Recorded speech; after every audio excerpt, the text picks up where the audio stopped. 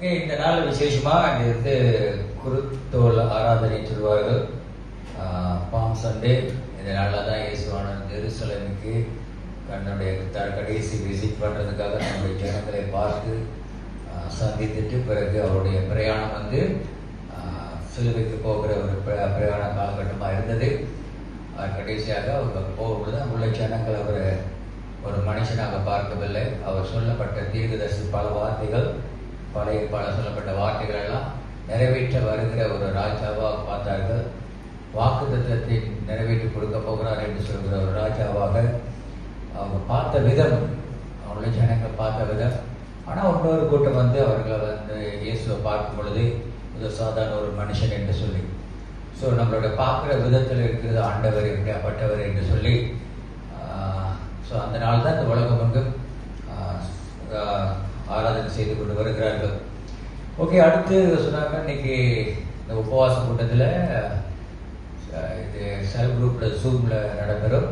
So children search நடத்து வாலிப பிள்ளைகள் சில்ட்ரன் சர்ச் இண்டஸ்ட்ரியல் மேன்ஸ் நடத்துகிறாங்கன்னா அவங்களுக்கு மாத்திரமில்லை, இது ஒரு ஹோல் திருச்சபைக்காக. ஆனால் அவங்க தான் அந்த டீம் தான் லீட் பண்ணணும். நம்ம எல்லாரும் சபையாக ஒன்றாக சேர்ந்து கலந்து கொள்ளணும். Usually children church pray meeting நடத்தினா அவங்க டீச்சர்ஸு அவங்க தான் நடத்துவாங்க.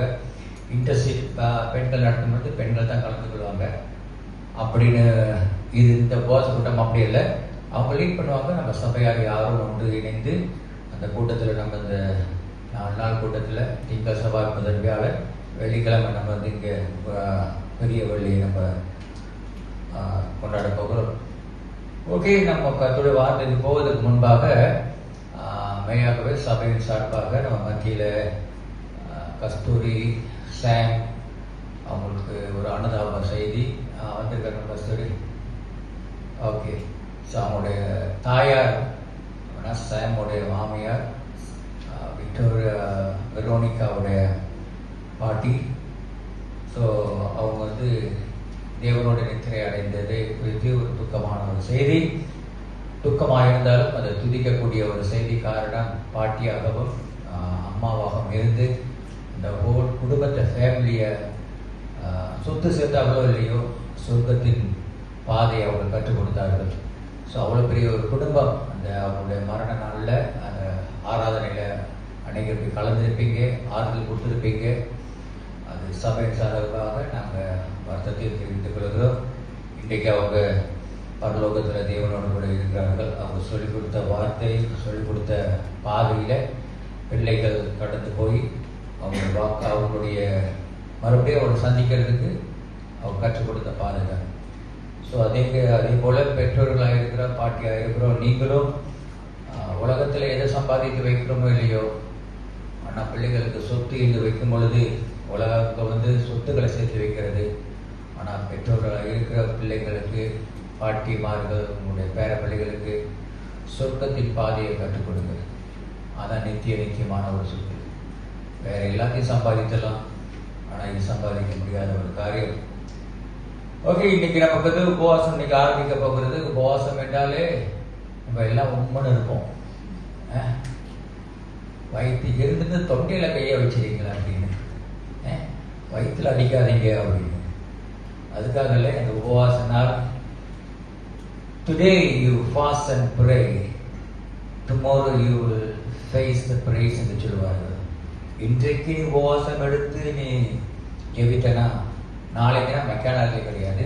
வருகிற நாட்களிலே உனக்கு பாராட்டுகள் கர்த்தர் நிறையா வைத்திருக்கிறவராக இருக்கிறார்.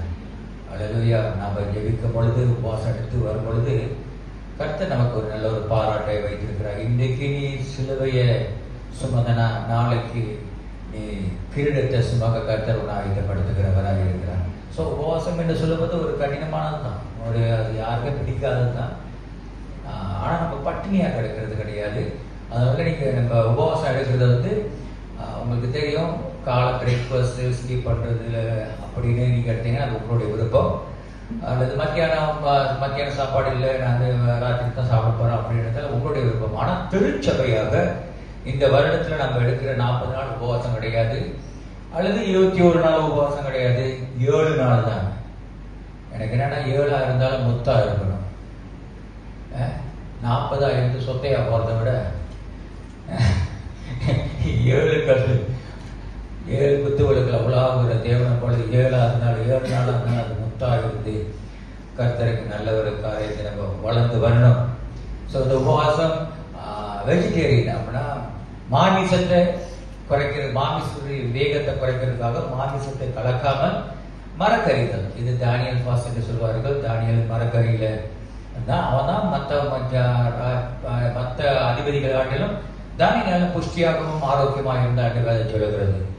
ஸோ உபவாசம் இந்த வெஜிடேரியன் எடுக்கிறது நமக்கு நல்ல ஒரு உணர்வுகளை கொண்டு வரும், வெறித்தனத்தை கொண்டு வராது. நல்ல ஒரு உணர்வு, காமா நம்ம சில காரியங்களை மாமிசத்து காரியங்கள் சிந்திப்பதற்காக.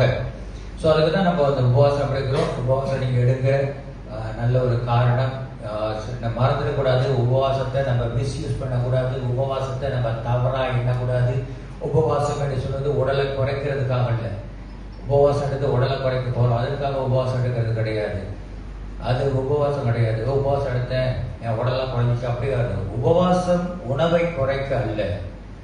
நான் 2 பிளேட் சாப்பிட்டேன், இப்போ நான் 1 பிளேட் தான் சாப்பிட்றேன். 3 தோசை சாப்பிட்டேன், இப்போ வந்து 1 தோசை தான். அதுக்காக கிடையாது. உபவாசம் அப்படி இல்லை. அப்படி அவங்களோட ஒரு எண்ணத்திலே நம்ம உபவாசம் எடுக்கக்கூடாது. அது உபவாசம் கிடையாது, அப்படி இல்லை. உபவாசம் உடலில் இருக்கும். கவனிங்க, உபவாசம் நம்முடைய உடலில் இருக்கும் பாவ உணர்வையும் தீய உணர்வுகளையும் குறைப்பதற்காக. பாவ உணர்வுகளையும் தீய உணர்வு எண்ணங்கள் நோக்கங்களை குறைப்பதற்காக. We cannot be perfect until Jesus comes. இயேசு கிறிஸ்து வர வரைக்கும் நமக்கு வந்து ஒரு முழுமையான நமக்கு உணர்வு இருக்காது. நம்ம பாவ ரத்தத்தில் ஓடுகிறவர்கள், பாவத்தினால நம்ம ரத்தம் ஓடிக்கொண்டு தான் இருக்கு. எண்ணத்தில் தான் டிஎன்ஏ எடுக்கும் பொழுது நம்முடைய தாய் தகப்பனுடைய ரத்தம் தான் நமக்குள்ள இருக்கிறது. அதை வந்து முழுமையாய் சுத்திகரிக்க முடியாது. அது இயேசு வந்த பிறகுதான் நம்மளுடைய சுத்திகரிப்பு முழுமையாகும். ஆனா இந்த உபவாசங்கள் நம்ம எடுக்கும் பொழுது ஏன் எடுக்கிறோம் என்றால், நம்மளுடைய உணர்வுகள் குறைப்பதற்காக, நம்மளுடைய தீய எண்ணங்கள் பெர்சன்டேஜ் குறைப்பதற்காக. 10% நமக்கு இருக்கிறோம், நம்ம முன்கோபகாரமாக இருக்கிறோம். உபவாசம் எடுத்து நம்ம அதை குறைப்பதற்காக, குறைந்து அந்த காரியங்களால தீய எண்ணங்கள், தீய இச்சைகள், தீய காரியங்கள், தீய நோக்கங்கள் இதெல்லாம் குறைப்பதற்காக தான். அதை குறைத்து மதிப்பிடுவதற்காக உபவாசம் எடுக்கிறோம். ஸோ உபவாசம் எடுக்கும் பொழுது இந்த மாதிரி வெஜிடேரியன் நம்ம உபவாசம் எடுக்கும் பொழுது இந்த உணர்வுகள் சில நேரத்தில் இப்போ சொல்லாங்க hungry man is hungry man, பசி எடுக்கும் பொழுது உங்களுக்கு கோபம் தீடு வரும். ஸோ அதெல்லாம் குறைக்கிறதுக்காக. ஸோ உபவாசம் எடுக்கும் பொழுது அந்த மரக்கறி நீங்கள் சாப்பிடும்போது குறைந்த விதத்தில் நம்மளோட உணர்வுகள், பாவ உணர்வுகள், அதுதான் உபவாசம் எடுக்கிறார்கள். அநேக தடவை சபையில வருஷ கணக்கில் 40 நாள் உபவாசம் எடுத்து, வருட கணக்கில் 21 நாள் உபவாசம் எடுத்து, ஒவ்வொரு வருடமும் நான் 40 நாள் உபவாசம் எடுப்பேன், உபவாசத்துல இருந்து விட்டு கொடுத்ததே இல்லை, 40 நாள் சாலிட்டா எடுத்து முடிச்சுவேன் இருந்து ஒன்னும் குறையலன்னா அதுல இருந்து ஒரு பிரயோஜனமும் கிடையாது. 40 நாள் உபவாசம் ஒரு வருஷத்துல எடுத்ததுன்னா எத்தனோ 40 காரியங்கள் நம்ம வாழ்க்கையில குறைக்கக்கூடிய ஒரு எண்ணங்கள் நம்ம உருவாக்கி இருக்கணும். ஒண்ணுமே குறையல அப்படின்னா 40 நாள் நீ நல்லா சாப்பிட்டுருக்கலாம், எந்த பிரயோஜனம் கிடையாது. அப்ப உபவாசம் என்பது, நம்ம உபவாசத்தை ஏன் நம்ம சபைகளில கற்றுக் கொடுக்கணும்னா நம்முடைய உணர்வுகள். ஏன்னா நம்மளுடைய உணர்வுகள் சில நேரத்தில் நம்ம நல்லா தான் நினைப்போம், உணர்வுகள் சில காரியங்களை தீண்டி விடுது, உணர்வுகள் நம்ம சில காரியங்களை தேவனுக்கு விரோதமா செய்ய வைக்கிறது, உணர்வுகள் நம்முடைய பாவ காரியங்கள் நமக்கு ஆசீர்வாதத்தை தடை செய்கிறது, உணர்வுகள் சில தடைகளை கொண்டு வந்துடுது. காரணம் கர்த்தருக்கு பிரியமில்லாதது. பவுல் சொல்லுகிறது போல என்னுடைய ஆவியும் என்னுடைய சரீரமும் போராடுகிறது, இது ரசலிங் ஒண்ணுக்குள்ள யுத்தம் பண்ணுகிறது. பட் ஆண்டவர் கிருபையினால கர்த்தர் எனக்கு ஜெயத்தை கொடுத்தாரு என்று சொல்லி. ஸோ அதனால நம்ம உபவாசம் நம்ம எடுக்கிறோம். உபவாசம் எடுக்கும்போது 7 நாளா இருந்தாலும் அப்படியே முத்துக்களை போல ஒவ்வொரு கூட்டத்திலையும் முயற்சி பண்ணுங்க, முயற்சி பண்ணணும். சும்மா எடுத்துட்டேன் 7 நாள் எடுத்துட்டேன் அப்படின்னு இந்த வருடத்துல 2026 கர்த்தர் நமக்கு கற்றுக் கொடுக்கிற ஒரு காரியம், 7 நாள் முடிக்கிறது பெருசு அல்ல. 7 நாள் முடிந்த பிறகு நீ என்னத்தை மாற்றத்தை நீ கர்த்தர் உனக்கு கொடுத்திருக்கிறான்னு சொல்லிதான் ரொம்ப முக்கியமானது. கர்த்தர் கண்களை வெளிப்படுவார், கர்த்தர் சில காரியங்களை போதிக்கிறவர். இந்த 2026 கர்த்தர் கொடுத்த வாக்குத்தத்தின் பிரகாரம் மலைகளா இருந்தால் கர்த்தர் ஆறுகளை உண்டு பண்ணுவார். மலையை போல இருந்தாலும் பள்ளத்தாக்கள் நீ கடந்து போனாலும் கர்த்தர் அந்த இடத்துல நதிகளை உண்டு பண்ணுகிறவராக இருக்கிறார். அல்ல என் வாழ்க்கை வறண்டு போய் கிடக்கிறது, கர்த்தர் கிணறுகளை உண்டு பண்ணி கொடுப்பார். அல்லது ஜீவனில்லாத வறண்ட பூமியில நான் வாழ்கிற வறண்டு போய் கிடக்கிறது, ஜீவனே இல்லைன்னு சொன்னாலும் கர்த்தர் கேணிகளை உருவாக்குகிறவராக இருக்கிறார். சோ இந்த உபவாச நாள் நம்ம எடுக்கும் பொழுது சில காரியங்களை கர்த்தர் நமக்கு உணர்த்துகிறவர். சொல்லுங்க, உணர்த்துகிறவர். உணர்வு ரொம்ப முக்கியம். உலகத்தை சொல்லுவாங்க பல தானங்கள் இருக்கிறது. பல தானங்கள் அப்படின்னா ரத்த தானம் இருக்குது, கண் தானம் இருக்கிறது, இருதய தானம் இருக்கிறது, அன்னதானம் இருக்கிறது.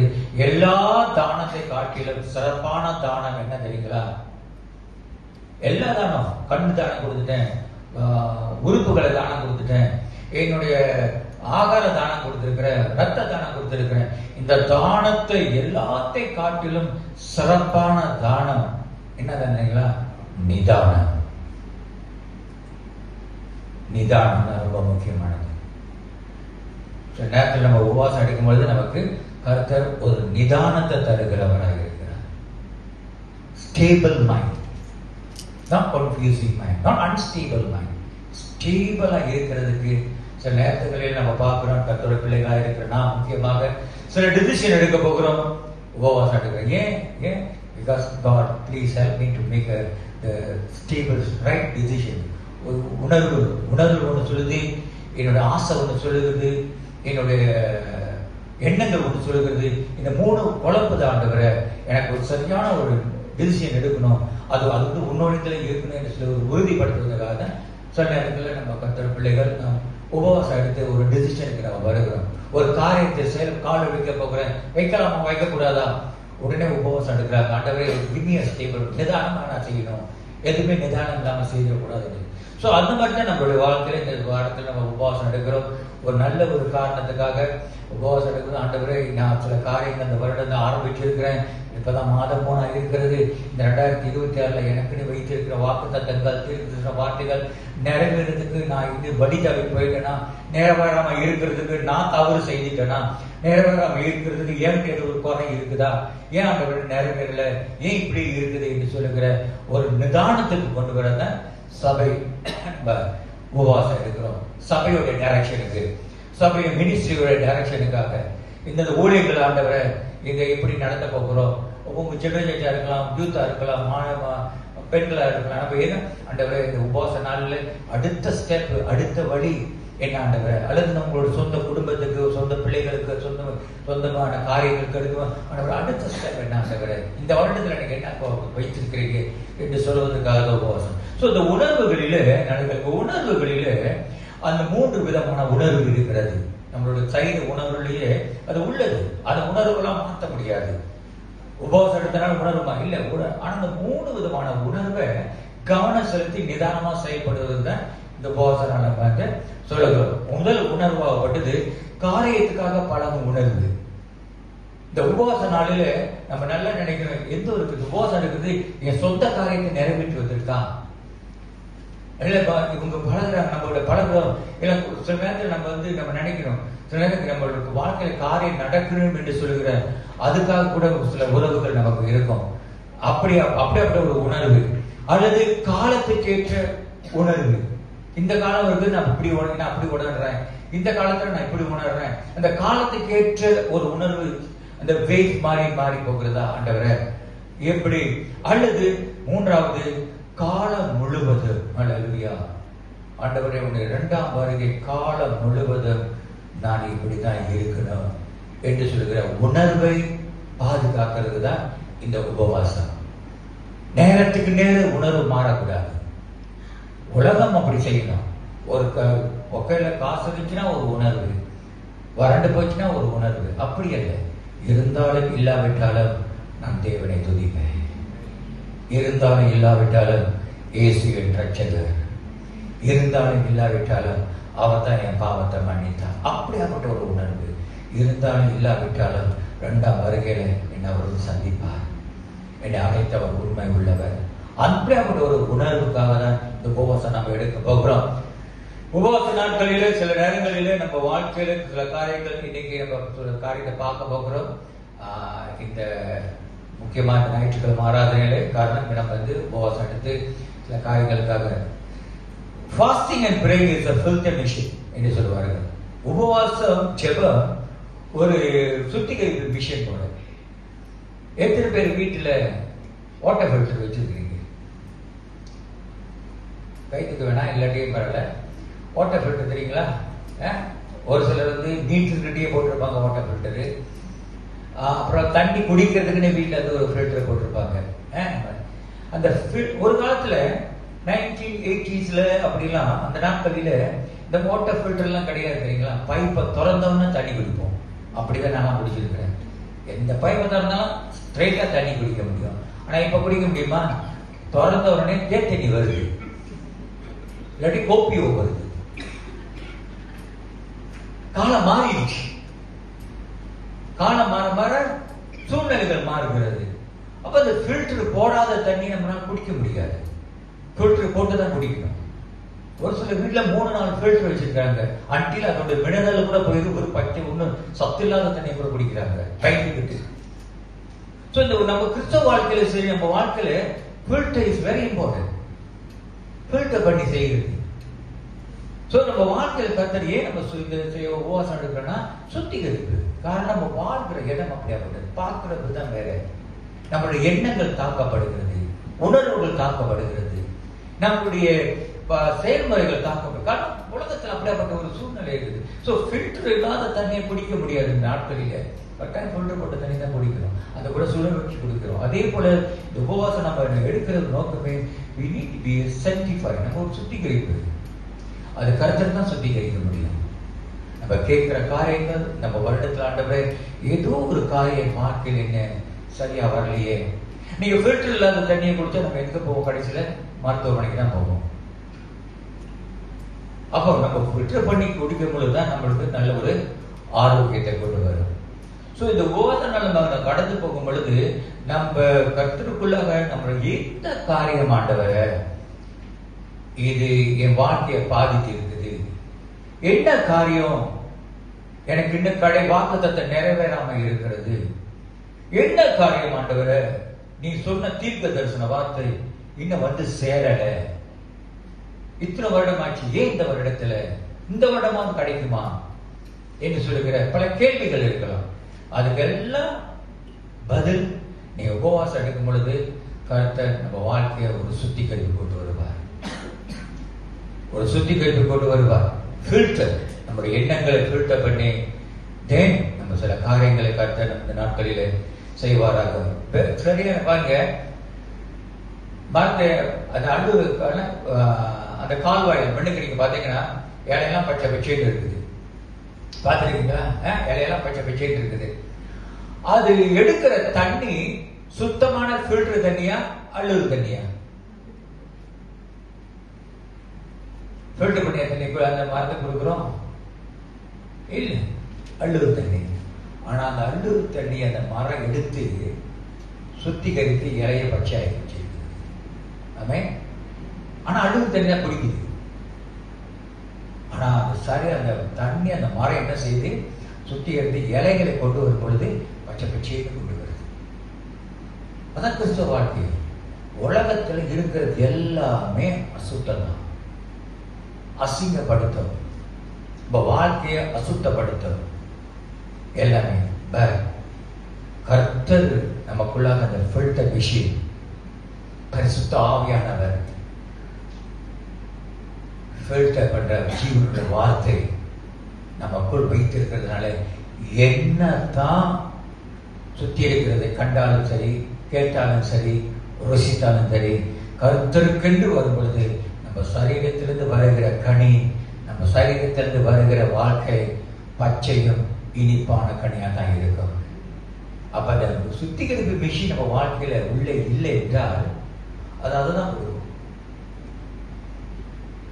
சோ அது இந்த நாட்களில் பிரியமான ரொம்ப முக்கியமான ஒரு காரணம். அதனால தான் வேதம் சொல்கிறது, மனுஷன் அப்பத்தினால மாத்திரம் இல்ல, சாப்பிட்டே செத்துறாதீங்க. மனுஷன் உலகத்தில் வாழ்றது சாப்பிடுறதுக்காக தான், அப்படி இல்லை, சாப்பிடுங்க. அதனால வேதம் சொல்கிறது, man shall not live by bread alone. bread தான் இல்லை, not only alone, there is something else. இன்னொன்று இருக்கிறது, by கர்த்தருடைய வார்த்தையினாலே மாத்திரமே. So you need to be balanced. இந்த நாட்களிலே நமக்கு ஒரு பேலன்ஸ் இல்லாதனால தான் நம்ம வாழ்க்கை சீர்கெட்டு போகிறது. வழி தந்து போறது, கிடைக்க வேண்டிய காரியம் கிடைக்கல. நம்ம வார்த்தையை இது உணவு தான், உணவுக்கு காரியங்கள், சரீரத்துக்கு தேவையான காரியங்கள், சரி நம்மளுடைய எதிர்பார்ப்புகள், நம்மளுடைய சொந்த டிசையர், நம்மளுடைய சொந்த தரிசனங்கள், நம்ம சொந்த வாஞ்சைகள், நாம் சொந்தமான செய்து கொள்ளுகிற ஆசைகள், இது மேல நம்மளுடைய ரொம்ப கண்ணுட்டமா போகிறதுனால கர்த்தருடைய வார்த்தையை ஒதுக்கி வச்சிடும். அதிகமா இதான் கொடுக்கிறோம். காரணம் நான் வாழணும், காரணம் நான் சேர்க்கணும், ஆஸ்திகள், ஆகாரம், ஆஸ்தி, அதுல நம்ம கண்ணோட்டம் தான். ஆண்டவர்கள் எல்லாம் தேவைதான், உலகம் தேவை. ஆனா மறந்துடாதீங்க, பரலோகம்னு ஒண்ணு இருக்கிறது. பரலோகத்தை மறந்துடாதீங்க. உலகத்துல வாழ்ற, ஆனா பரலோகம் ஒண்ணு இருக்கிறது. அந்த பரலோக கனெக்ஷன் உனக்கு இருக்குன்னா கர்த்தருடைய வார்த்தை ரொம்ப முக்கியமானதா இருக்கிறது. அதுதான் வேதத்தில் நம்ம பார்க்கிறோம். சில நேரங்களில் நம்ம வாழ்க்கையில் கர்த்தராக அதுதான் இந்த உபவாச நாளில் கான்சென்ட்ரேட் for the 7 days. இந்த 3 நாள்ல 7 நாள்ல கான்சென்ட்ரேட் பண்ணி கர்த்தர் நீங்க செய்வார். நான் நிச்சயமா கர்த்தர் ஒரு பெரிய ஒரு காரியத்தை கொண்டு வருகிறவராக இருக்கிறேன். கர்த்தர் சில நேரத்தில் நம்ம தான் நினைக்கணும். wealth, not only the wealth but the word. ஆஸ்தி மாத்திரம் கிடையாது, கர்த்தருடைய வார்த்தை தேவை, கர்த்தருடைய அவருடைய ஜீவனுள்ள வார்த்தை. ஓகே, இன்னைக்கு நம்ம பார்க்க போகிற ஒரு சின்ன ஒரு how God sees you. தேவன் உன்னை எப்படியாக பார்க்கிறார், மனுஷன் எப்படியாக பார்க்கிறார் என்று சொல்லுகிற ஒரு காரியத்தில் தான் நம்ம பார்க்க போகிறோம். எடுத்துக்கிறோம் யோவான் புத்தகத்தை 1ஆம் அதிகாரம்.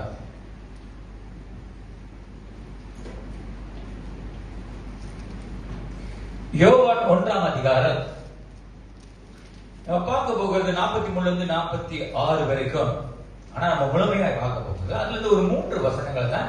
அந்த கதை ஒரு சின்ன ஒரு சாதாரணமான ஒரு கதை. இதற்கு ஒரு 3 ஆலோசனை பார்த்து இந்த உபவாச நாளை நம்ம தொடங்க போகிறோம். இந்த 7 நாளுக்குள்ளாக கர்த்தர் நம்ம வாழ்க்கையில அவருடைய திட்டங்களை, அவருடைய எண்ணங்களை, என்ன நம்மளை குறித்து நினைத்திருக்கிறார், அவருடைய வரைபடம் என்ன, ஏன் என்னை ரட்சித்தார், எதற்காக என்னை ரட்சித்து வைத்திருக்கிறார், எதற்காக என்னை ஒரு நாள் வாழ வைத்திருக்கிறார், அவருடைய வர ப்ளூ பிரிண்ட் தான் என்ன குறித்து, அப்படிப்பட்ட ஒரு 3 காரியங்களை தேவன் பார்க்கிற விதத்துல இன்னைக்கு நம்ம பார்த்து ஒரு நிலவுக்கு நம்ம வர போகிறோம். யோவான் புத்தகத்துல 1ஆம் அதிகாரம் முதல் வசனத்தை நம்ம வாசிப்போம். முதல் காரியத்துல 46 நம்ம வாசிப்போம். 46 யோவான் 1:46. அதற்கு நத்தான்கள், நாசரேத்திலிருந்து யாதொரு நன்மையும் உண்டாக்க கூடுமா என்றான். அதற்கு பிலிப்பு, வந்து பார் என்றான். பிதாவே, இயேசுவின் நாமத்தினால உன் சமூகத்துல ஜீவனுள்ள வார்த்தை ஒப்பு வைக்கிறோம். முக்கியமாக அந்த உபவாச நாளிலே கர்த்தாவே, எங்களுக்குள் இருக்கிற சில காரியங்கள், எங்களுடைய உணர்வுகள், எங்களுடைய தீய எண்ணங்கள், கர்த்தாவே எங்களுடைய ஆசீர்வாதத்தையும் எதிர்காலத்தையும் அழித்துக் கொண்டிருக்கிற சில காரியங்கள், தடையாக இருக்கிற காரியங்கள் உங்களுடைய ஜீவனுள்ள வார்த்தை ஆண்டவரே எங்களுக்கு திறந்து விடுவீராக. கர்த்தாவே, எங்களுக்குள்ளாக இருக்கிற சில அடங்குகள் இருந்தால் பரிசுத்தப்படுத்தும் ஆண்டவரே. எங்களுடைய வாழ்க்கையில சுத்திகரிக்க வேண்டிய காரியங்களை சுத்தப்படுத்தும் ஆண்டவரே. சுத்தமான தண்ணீரை, சுத்தமான வாக்குத்தத்தத்தை, சுத்தமான தீர்க்க தரிசன வார்த்தைகளை கர்த்தனை நிறைவேற்றுவீராக. பரிசுத்த ஆவியானவரே உன் கரத்துல ஒப்பு வைக்கிறோம். நீ நாளை நடத்தும் ஆண்டவரே. இந்த கூட்டம் முடிந்து, இந்த உபவாச நாள் முடிந்து பார்க்கும் பொழுது கர்த்தர் நினைத்ததை எங்களுக்கு வெளிப்படுத்தும். அந்த பாதையில நாங்கள் நடந்து ஆசீர்வாதத்தை பெற்றுக்கொள்ள கர்த்தருடைய ஆவியானவர் உதவி செய்கிறாக. இயேசுவின் நாமத்தில் பிதாவே, ஆமென். ஓகே, இங்க நீங்க பாத்தீங்கன்னா போடப்படுது. அதற்கு நாத்தானேல் நகரத்திலிருந்து யாதொரு நன்மையும் உண்டாகுமா என்று கேட்கிறான் என்று சொல்ல. இது வந்து பிலிப்போ அவர் சொல்லுகிறாரு. 47 46 45 போடியா 45. ஓகே, பிலிப்பு நாத்தானேலை கண்டு, நியாய பிரமாணத்திலே மோசேயும் தீர்க்க தரிசிகளிலும் எழுதியிருக்கிறவை கண்டோம். அப்படின்னா இயேசுவை கண்டாராம். மோசே எழுதப்பட்ட நியாய பிரமாணத்தின் ஒரு தேவை, தீர்க்க தரிசி சொல்லப்பட்ட வார்த்தைகள், அந்த அவரை பற்றி பேசுறது நான் கண்டேன். அவர் யோசேப்பின் குமாரன் நந்தனவைய இயேசுவே என்றான். பிலிப் சொல்லுகிறான், அது வேற யாரும் கிடையாது. நம்ம நினைச்ச மோசே யார சொல்றான்னு தெரியல, தீர்க்க தரிசிகள் யார சொன்னாருன்னு கடைசியில பார்த்தா யோசேப்புடைய குமாரன் தான் அவர் வந்திருக்கிறாரு. அவர் தான் இங்க வந்திருக்கிறார் என்று சொன்ன பிறகுதான் 46. அதற்கு அவன் நாத்தானேல் சொல்லுகிறான், நசரேத்திலிருந்து யாதொரு நன்மை உண்டாகுமோ என்றான். ஏன் நசரேத்தை அப்படி சொல்லுகிறார்? காரணம், அந்த நாட்களில் அந்த இடம், நசரேத் என்று சொல்லுகிற இடம் பேர் இல்லாதது. புகழ் இல்லாதது, எந்த ஒரு டெவலப் இல்லாதது, எந்த ஒரு ரெப்புடேஷன் இல்லாதது, மதிப்பு இல்லாதது, மரியாதை இல்லாதது, அங்குள்ள ஜனங்கள் யாருனாலையும் எது புகழக்கூடிய ஒரு ஜனங்கள் அல்ல. அப்படியாப்பட்ட ஒரு தள்ள ஒதுக்குப்புறமா இருந்த ஒரு இடம் தான் இந்த நசரேத். அங்க அநேக இருந்தாங்க. அங்க இந்த ஆர்மி கேம்ப் நிறைய, அந்த ஆர்மி கேம்புக்கு கொண்டு அங்க ரோமர் சாம்ராஜ்யம் ரோமர் கொண்டு வைக்கிறாங்க. அதனால அந்த இடமே நிறைய ஆர்மி கேம்ப் உள்ள இடங்கள். அந்த மாதிரி இடங்களில் எந்த ஒரு டெவலப்பர் பார்க்க முடியாது. ஏன்னா அதை சுற்றி அவரு தான் இருப்பாரு. சோ அப்படியாப்பட்ட ஒரு இடத்தை தான் அங்க எந்த ஒரு சின்ன ஒரு டவுனு ஃபெமிலியர் இல்ல, பீப்புள் நாட் ரெகனைஸ். அங்க அதுக்கு ஒரு மதிப்பு கிடையாது. அங்க எங்கிட்ட ஞாபகம் இருக்கிறது முன்ன 70s போர்ட்லைன் ஒரு ரோடு இருக்கும். போர்ட்லைன்ல எத்தனை பேருக்கு போர்ட்லைன் இருக்கு? போர்ட்லைன் அங்க ஒரு ரோடு இருக்கு, சாமி ரோடுங்க. தெரியுமோ? சொந்தக்காரர் சாமி ரோடு அப்படின்னா உண்மை. இதுதான் நிலைமை. நான் சொல்றேன் எப்படி போர்ட்லைன்ல சாமி ரோடுன்னு ஒரு இடம் இருக்கு. அது அந்த சைட்ல எங்கேருந்து வருது ஞாபகம் இருக்கு. என்னோட ஃப்ரெண்டு கல்யாணம் பண்ண போறான். அந்த மாப்பிள்ளை அங்க உள்ளவன் பொண்ணு கேள்வி. அப்ப எங்க இருக்கிறாங்க? நான் சாமி ரோட்ல இருக்கிறேன், போர்ட்லைன். போதும், நீ அங்கே இருக்க, என் பொண்ணு இங்கே இருக்கு. ஏன்னா அவ்வளவு நல்ல பெண்ணு வச்சுக்கீங்களேன், நல்ல இடம். அது நீ என்ன சொல்லு, அது சிங்கப்பூர் சொல்ற ரேக்லைன்றாங்கல்ல, அந்த மாதிரி அசிங்கமான ஒரு இடம். அசிங்கமான இடத்துல அது பேர் அப்படிப்பட்ட இடம். அந்த அடுத்து அங்க இருக்கிற அந்த கம்பமும் சரி, அங்க இருக்கிற இப்ப அங்க வீடுலாம் பயங்கரம் கட்டியிருக்காங்க, டபுள் சைட்லாம். அங்க இருக்கிற நல்லவனை கூட வெளியில பக்கம் எங்கிருந்து சாமியோடு நீ அப்படியாப்பட்டதான். நீங்க சொல்லுவாங்க செந்தோசானா, ஓகே செந்தோசாவா, அப்பா தேசத்துல இருக்கிற மகாபரிவர் எல்லாத்துக்குமே மலேசியாவுக்கே தெரியும் செந்தோசா இங்க இருக்குது, எனக்கு பேரு போகுது. அப்படியாப்பட்ட ஒரு சூழ்நிலை உள்ளதுதான் இந்த நசரேத் என்று சொல்லுகிற இடம். எந்த ஒரு கேட்டாலே இங்கிருந்து ஒண்ணு அப்பதான் இது சொல்லுகிறாரு. அங்கிருந்து ஒரு நன்மை உண்டாகுமா?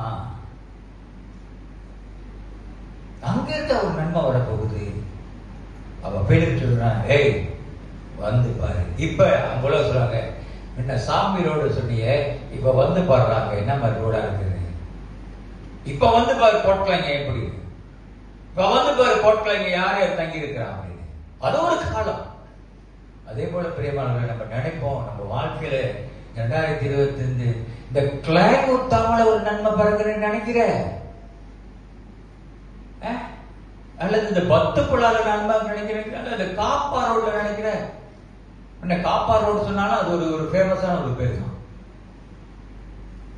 10வது மைல் அந்த காப்பாறு 10 நாள் தெரிஞ்சு கொண்டுதான் அது என்ன மாதிரி எதுன்னு முன்ன உள்ளவங்களுக்கு 7ஆம் கட்டையில இருக்க அப்படியே ஒரு செல் மார்க் பண்ணிருப்பாங்க அந்த நாட்களில். ஆனா இப்ப 7ஆம் கட்டை பாரு, காப்பாறு பாரு, கிளைமத்தம் பாரு எப்படி இருக்குன்னு சொல்றமா இல்லையா? ஆனா ஜனங்க அந்த நாட்கள் அப்பதான் பிரித்து சொல்கிறான், பாருடா யாரு. பிரியமானவர்களே, இதுதான் முதல் மாதிரி நம்ம நினைக்க வேண்டியது. நீங்க நினைக்கலாம், என்னுடைய வாழ்க்கையில் இந்த 2026 ஒரு நன்மை நடக்குமா? என்னுடைய குடும்பத்தில் ஒரு நல்ல காரியம் பிறக்குமா? என்னுடைய வாழ்க்கையில இப்படி ஒரு சம்பவம் கர்த்தர் வாக்குத்தத்தப்பட்டிருக்கிறாரு, இந்த தீர்க்கதரிசி என் வாழ்க்கையில நிறைவேறுமா? என்னுடைய சூழ்நிலை வருமா? இந்த ஹோம்ல இருக்கிறவங்களுக்கு நான் சொல்லுகிறேன், நினைக்காதீங்க நீங்க ஹோம்ல இருக்கிறதுனால நீங்க உங்க வாழ்க்கை அழிந்து போக, உங்க வாழ்க்கைக்கு மதிப்பு இல்லைன்னு. ஒரு நாள் வரும், கலைஞத்தம்மா ஹோம்ல இருந்து கூட அநேகரை கர்த்தர் எழுப்ப முடியும். என்றைக்குமே எடை போட்டுறக்கூடாது. ஹோம் என்று சொல்லி எடை போட்டுறாதீங்க. தாய் தப்பன் இல்லாதவர்கள் என்று சொல்லி அவங்களுக்கெல்லாம் எதிர்காலம் கிடையாது, நமக்கு தான் எதிர்காலம் இல்லை. கர்த்தர் 2024 நம்ம சொல்றோம். அதுதான் வேதம் சொல்கிறது, God never sees your appearance. உன்னுடைய வெளிப்படையான காரியத்தை பார்த்து கர்த்தர் சந்திக்கிறதுல, அல்லது your reputation, உனக்கு இந்த இடத்துல ஒரு மதிப்பு இருக்குது அதனால தேர்ந்தெடுக்க போகிறேன். உன்னுடைய அழகு, உன்னுடைய வெளிப்படுத்தல நீ அழகா இருக்கிற அதனால கர்த்தர் தேர்ந்தெடுப்பாரு. இந்த பேர் புகழ் உள்ள இடத்துல உள்ளதான் கர்த்தர் தேர்ந்தெடுப்பாரு. அல்லது என்னுடைய பேக்ரவுண்டை நான் வளர்ப்பை பார்த்துட்டு தான் ஆண்டவர் தேர்ந்தெடுப்பாரு? கிடையவே கிடையாது. ஆண்டவர் யார் எந்த இடத்துல வந்து சொன்னார்னா, நசரேத், பேரு புகழ் இல்லாத ஒரு பட்ட பெயராக இருந்த ஒரு நசரேத்துல இருந்தான். பிரியமானவர்களே, இந்த நாட்களில் நமக்கு சபைக்கு பல தீர்க்கதரிசன வார்த்தைகள் வந்திருக்கிறது. கிளைமுத்தாம கர்த்தர் ஒரு எழுப்பதற்கு பாத்திரமாக கர்த்தர் பயன்படுத்துவார் என்று சொல்லி, அல்லேலூயா. கிளைமுத்தாம திருச்சபையை கர்த்தர் அவருடைய எதிர்பார்ப்புக்கு, அவருடைய நல்ல ஒரு எதிர்கொடியா கொண்டு வருவதற்கு, ஒரு எழுப்புதலுக்கு கர்த்தர் திருச்சபை இந்த கிளைமுத்தாமா சபை. அப்ப சொல்லுவாங்க, கிளைமுத்தாமால நடக்க போகிறதா? நம்ம சொல்லுவோம், ஏய் வந்து பாரு கிளைமுத்தாமால. அல்லேலூயா. மற்றவங்க கேட்பாங்க, கிளைமுத்தாமால வந்து பாருப்பா, ஞாயிற்றுக்கிழமை ஆராதனையில கிளைமுத்தாமால என்ன நடக்குது என்று சொல்லி, வெள்ளிக்கிழமை கூட்டத்துல வந்து பாரு கிளைமுத்தாமா சபையில என்ன நடக்குது என்று சொல்லி, வாழ்வு கூட்டத்துல வந்து பாரு, மாணவர் கூட்டத்துல வந்து பாரு, பெண்கள் கூட்டத்துல வந்து பாருப்பா. நீ சொல்லாத இருக்கிற இங்கேயும் ஒரு நல்ல காரியம் நடக்குமா என்று சொல்லும் பொழுது வந்து பாரு. அல்லேலூயா. கூட்டத்துல கலந்து பாருங்கள். இந்த 7 நாடுல கர்த்தர் என்ன செய்வார் என்று சொல்லி நீங்க நினைக்கலாம், இத்தனை வருடமா நான் 40 நாள் உபவாசம் எடுத்திருக்கிறேன், இத்தனை வருடமா 21 நாள் உபவாசம் எடுத்திருக்கிறேன், இத்தனை வருடமான உபவாசம் எல்லாம் எடுத்திருக்கிறேன். ஆனா இப்ப இன்னும் இதுலயே நடக்க போகுது. நீ இந்த வருடத்துல இந்த 7 நாள் உபவாசத்தை கலந்து பார், என்ன நடக்கும் என்று சொல்லி. ஒரு நாளா நீ எடுத்திருக்கலாம் 40 நாள் உபவாசம், அல்லது 21 நாள் எடுத்திருக்கலாம். இந்த 7 நாள்ல நீ எடுத்து பாரியா என்ன நடக்குது? அதான் நீ வந்து பாரு நத்தானியேல். நீ நினைக்கிறது போல நசரேத் கிடையாது. அந்த மேசியா, நீ நினைக்கிற அந்த இடத்துல தான் மேசியா வந்திருக்கிறாரு. சில நேரங்கள் பிரியமானவர்களே, கர்த்தர் நம்ம வாழ்க்கையில செய்ய போக காரியம் அது சீக்கிரத்தில் இருக்க, நம்ம அவமானத்தில் போடக்கூட இருக்கலாம். செய்து பார் சேகர், உன் வாழ்க்கையில் என் வாழ்க்கையில் நன்மை நடக்குமான்னு கூட நினைக்கலாம். இங்க உட்கார்ந்து இருக்கிற அன்னைக்கு நினைக்கலாம், என் வாழ்க்கையில் ஒரு நன்மை நடக்குமா, என் குடும்பத்தில் நடக்குமா, என் பிள்ளைகளோட வாழ்க்கையில் நடக்குமா, எங்க அப்பாவுக்கு நடக்குமா, எங்க அம்மாவுக்கு நடக்குமா, இல்ல என்னுடைய வியாபாரத்துக்கு நடக்குமா, என்னுடைய சூழ்நிலைக்கு பிள்ளைகளோட வாழ்க்கை எதுக்காக நடக்குமா? இயேசுக்குள் வந்து பார், கர்த்தருடைய ஆலயத்துக்கு வந்து பார், கூட்டத்தில் நீ கலந்து பார், ஜெபித்து பார், 7 நாள் உபவாசம் எடுத்து பார். கர்த்தர் செய்கிறவராக இருக்கிறார், அற்புதம் செய்கிறவர். அதான் சொல்ல வந்து பாரு, நசரேத்தின் சொல்ற வந்து பாரு. இரண்டாவது, இது மனுஷன் பார்த்தது, தேவன் பாருங்க. 47வது வசனத்தை வாசிப்போம். இயேசு நாத்தான்வேலை தம்மிடத்தில் வர கண்டு அவரை குறித்து, இதோ கவனற்ற உத்தம இஸ்ரவேலன் என்று சொல்கிறார். இயேசு அவனை பார்த்துட்டு பிலிப்பு கிட்ட சொன்னதை இயேசு பார்த்துட்டாரு. ஏன்னா அவன் வெளிப்படத்தை பார்க்கணும். இப்படியாப்பட்ட ஒரு இடத்துல எப்படியா பிலிப்பு சொல்ற மேசியா அங்கதான் வந்தாரு என்று சொல்லி, ராஜாதிகாரி அங்கதான் வந்தாரு, விடுதலை செய்ய தீர்க்கதரிசி இவரு தான் அப்படின்னு எப்படி நீ சொல்ற? நான் தான் பாக்குறேன், நான் கண்ணால பாக்குறேன் இந்த இடம் எப்படியாப்பட்ட ஒரு இடத்துல, இந்த இடத்துல ஒரு நன்மை கிடைக்காதியா அப்படின்னு. அப்பதான் சொல்ல வந்து பாரு. அப்ப இயேசு அவனுடைய காரியத்தை பார்த்துட்டு, அவர் கவனமற்ற உத்தமன் இஸ்ரவேலே. நமக்கு அப்படியாப்பட்ட ஒரு உணர்வு இருந்தாலும் ஆண்டவர் நம்மளை பார்க்கிறது உத்தமன் தான் பார்க்கிறார். உத்தமன் காரணம், நாம் அவருடைய பிள்ளை, அவர் விட்டு கொடுக்க மாட்டார். அவர் நமக்கு சந்தேகம் வருகிறது போல இருக்கலாம், நம்மளுடைய பெனிஃபிட்டை கூட அவர் பார்க்கிறார். என்ன நடந்தது? அப்பதான் கேட்கிறான், எப்படி அதுன்னு தெரியும்? ஏய், நீ அத்தி மரத்து செடியில மரத்துல உட்கார்ந்து இருக்குமே நான் பார்த்திருக்கிறேன் சொல்லி. கர்த்தர் நம்மளுடைய பின்காலத்தை பார்த்திருக்கிறவரா இருக்கிறாரு. நம்ம எப்படி இருந்து கர்த்தர் நம்மளை ரட்சித்தாரு, எந்த சூழ்நிலையில கர்த்தர் நம்மளை தூக்கி எடுத்தாரு, நம்முடைய சகல சரித்திர கதையும் கர்த்தருக்கு தெரியும். பெரியமானவர்கள், நம்ம வாழ்க்கையில கர்த்தர் எப்பொழுதுமே வெளிப்புற தோற்றத்தை பார்த்து நம்ம ரட்சிக்கிறது. அழகா இருக்கிறவங்களுக்கு திருப்பி அழகுபடுத்த முடியுமா? நீதான் ஏற்கனவே அழகா இருக்கு, பாட்டி அழகா இருக்குங்க, நம்ம யாரு தேவிக்கு அழகா இருக்காங்க, அழகு பாட்டி, இவங்க பாட்டிலையும் பாட்டி கொஞ்சம் அழகா இருக்காங்க. இந்த பாட்டி கண்ணெல்லாம் போட்டு வெளுப்பா ஒரு சில பாட்டி கொஞ்சம் கஷ்டமா இருக்குது, மேடம் நம்மள சொல்ல மாட்டேன்றாங்க அப்படின்னு. அழகா இருக்கிறவங்களை கர்த்தர் அழகுபடுத்த மாட்டார். யார் அழகுபடுத்துவார்? கொஞ்சம் அழகு குறைவா இருக்கிறவங்க தான். பலனா இருக்கிறவர்களை கர்த்தர் வந்து பலப்படுத்த மாட்டார். யாரை பலப்படுத்துவார்? பலவீனாக இருக்கிறவர்கள். சுகமா ஆரோக்கியமா இருக்கிற, அப்ப நீ தான் ஆரோக்கியமா இருக்குன்னு சொல்லிக்கிறியா, அப்புறம் நான் வேணும் ஆரோக்கியம் இல்லாதவர்களுக்கு. So God is not looking for outward appearance. கர்த்தர் வந்து நம்முடைய ஆஸ்தியம் அல்லது ஆரோக்கியத்தை பார்த்து நம்மள இவன் நல்லா ஆஸ்தி உள்ளவன், இவனை தான் ரசிக்கணும், இவன் நல்லா ஆரோக்கியமா இருக்கிறான், இவனை தேவன ராஜ்யத்தை பயன்படுத்துவான். Is never. திக்கட்ட பிள்ளைகளை இருக்கிற ஹோம்ல இருக்கிற பிள்ளைகளை கர்த்தர் ஒரு நாள் எடுத்து பயன்படுத்துவார். அப்ப நம்ம சொல்லுவோம், எங்க கிளைங்கத்தாமா ஹோம்ல இருந்தா, இப்ப சொல்லுவாங்க கிளைங்கத்தாமா ஹோம்ல இருந்து என்ன ஒரு நல்ல காரியம் நடக்கும் போது அங்கிருந்து எந்த பிள்ளைகள் டிகிரி எடுக்க போறாங்க, படித்து பட்டதாரி ஆக போறாங்க உலகம் சொல்லலாம். ஆனா கர்த்தர் பார்க்கும் பொழுது அங்க இருந்தாண்டா ஒரு பிள்ளைய நான் தூக்கி எடுக்க போறேன். அந்த ஹோம்ல இருந்தா ஒரு பிள்ளைய நான் எடுக்க போறேன். அந்த ஹோம்ல தான் நான் ஒரு பிள்ளைய நான் பார்த்து வச்சிருக்கேன். God is not looking outward appearance. அவர் நம்ம எல்லாத்தையும் காரணம் அவர் உத்தமன். நம்மளை பார்க்கும் பொழுது உத்தமனா நம்ம மனுஷன் வேற மாதிரி பார்க்கலாம். மனிதர்கள் நம்ம பார்க்கும் பொழுது வெளிப்புறத்துல பார்த்துட்டு நம்ம நியாயத்தை இருக்கலாம். நம்மளுடைய பேக்ரவுண்ட் நம்ம இப்படி வாழ்ந்த ஹோம்ல வந்த பிள்ளைங்க அல்லது மற்ற நம்மளுடைய பலவீனத்தை பார்த்துட்டு நம்ம தாய் தப்பனால நம்ம வந்து தவறாயிடலாம். ஆனா கர்த்தர் அப்படி கிடையாது. கர்த்தர் ஏற்படுது நம்முடைய உத்தமத்தை, நீ உத்தம உள்ளத்தோடு கர்த்தரை தேடி கர்த்தர் உன்னை உயர்ந்த இடத்துல வைக்கிறவராக இருக்கிறார். அல்லேலூயா. உத்தம உள்ளத்தோடு தேவனை ஆராதி கர்த்தர் உன்னை உயர்ந்த இடத்துல வைக்கிறவராக இருக்கிறார். அப்ப தேவன் பார்க்கும் பொழுது இல்லை, அவர் அப்பியரன்ஸ் கிடையாது.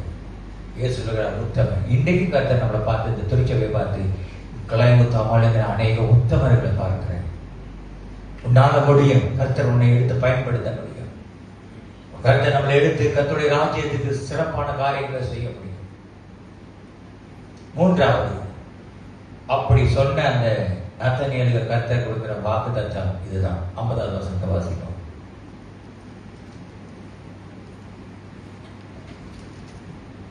இயேசு அவருக்கு பிரதியுத்தரமாக 51 முடியும். பின்னும் அவர் அவனை நோக்கி, வானம் திறந்திருக்கிறதையும் தேவதூதர்கள் மனுஷரிடத்திலிருந்து ஏறுகிறதையும் இறங்குகிறதையும் இது முதல் நீ காண்பீர்கள் என்று சொல்லி மெய்யாகவே உங்களுக்கு சொல்லுகிறேன் என்று சொல்லி அதே இவ்வளவு நாள நீ அப்படி இருந்த இனிமேல் பட்டு இனத்தீர்க்க தரிசனமா சொல்லிட்டு போவது கர்த்தர்.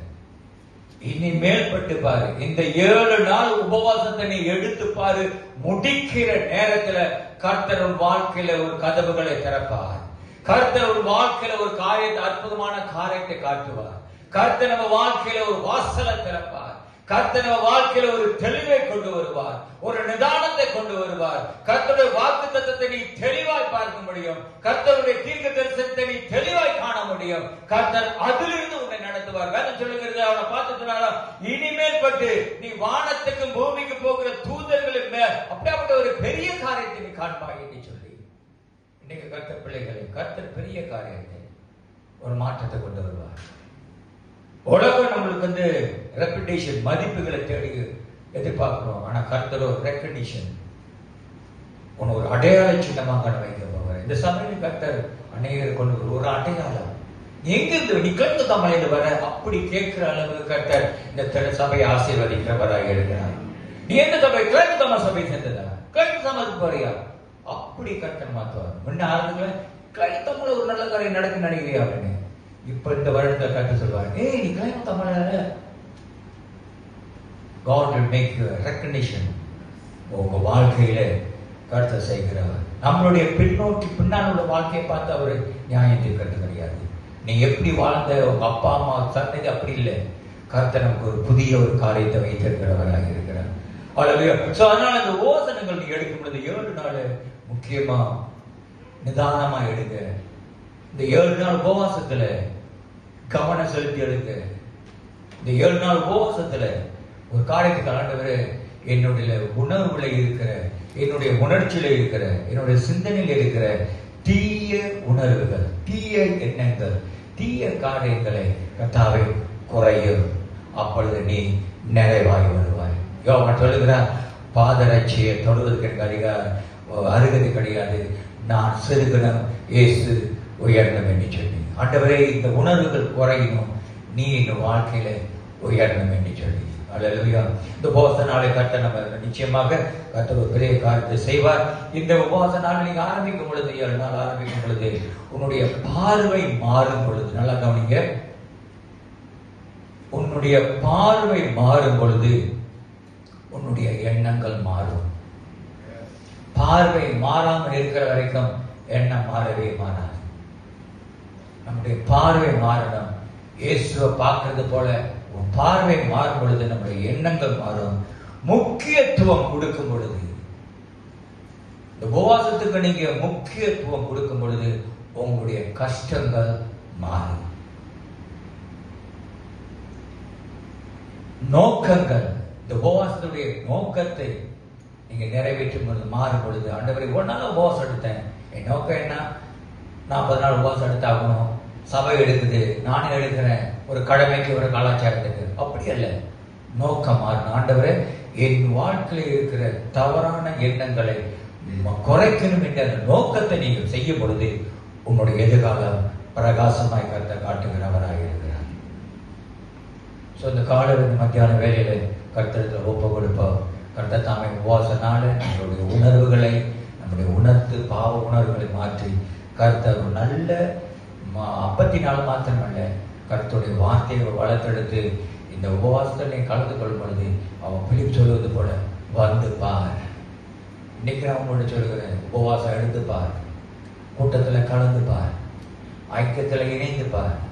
1 மணி நேரம் தான், 8:30 9 மணி இருக்கும்.